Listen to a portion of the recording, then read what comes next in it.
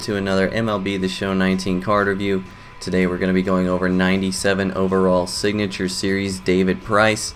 This card was obtainable through Headliners packs previously and no longer is in those packs. So the only way to get him is off the marketplace.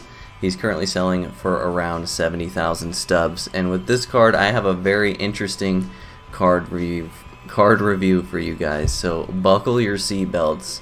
So I'm going to preface this by saying that I am definitely in the minority on this opinion, but this is my opinion, and so I'm going to give it to you. I think this is one of the best pitchers in the game. I'm just going to put it out there. It's probably going to blow some minds.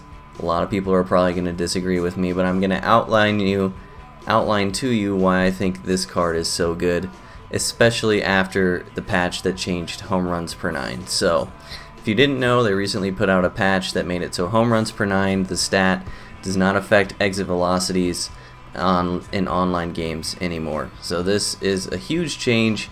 I'm going to be making a new tier list video. That's how big of a change it is. But basically, because of this patch, the best way to get outs now, since hitting is so much better, is to generate weak contact. So that being said, this is one of the best cards in the game at generating weak contact. The reason is he's got a two-seamer that hits 99 moving arm side, and he's got a cutter that's 4 miles per hour slower moving glove side. So not only is this card good at inducing contact, but if you pitch with him the right way, he's incredibly frustrating to hit against. Like I said, his two-seamer comes in at 99 and it moves a lot. Like, it has a lot of movement, like almost sinker movement, but horizontal rather than vertical, obviously. And his cutter moves a ton as well.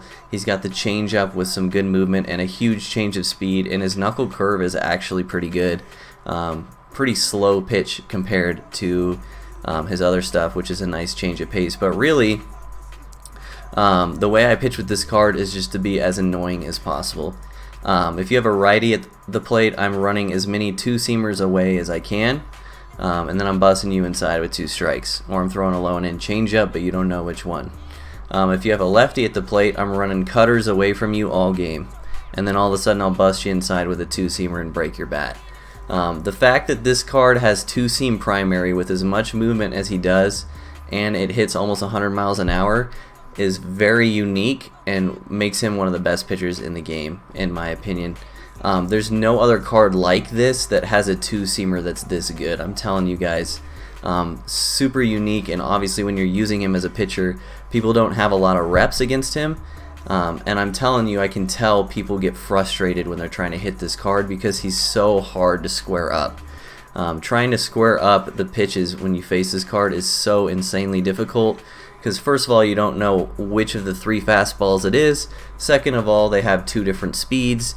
Third of all, they're moving in different directions, and even if you guess right on a 2-seamer, you might end up under or on top of the ball because this has such a unique movement that no other pitcher has in the game. So as an overall statement, I think he's on the higher end of Tier 2. I wouldn't quite put him in Tier 1, but you could definitely make an argument, in my opinion, that if you're looking to make the best rotation possible in the game, this guy has to be in the talks. That's how good I think David Price is. So that's all I really got for this card. I hope what I'm saying made sense to you guys.